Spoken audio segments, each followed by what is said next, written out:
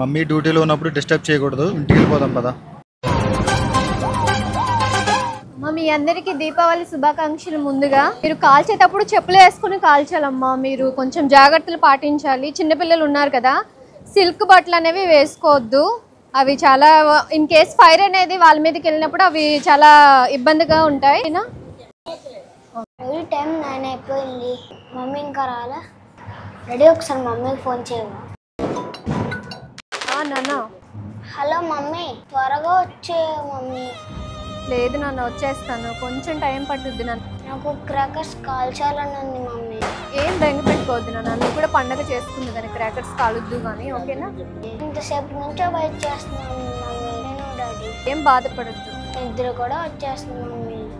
ఇంకెప్పుడు వస్తావు mummy? Please mummy, త్వరగా వచ్చే. త్వరగా రారాదిగా. ఏమండి, మీరు బాబుతో చెప్పండి, ఏమి బెంగగా ఉండొద్దని చెప్పండి. నేను త్వరగానే వచ్చేస్తాను డ్యూటీ అవగానే.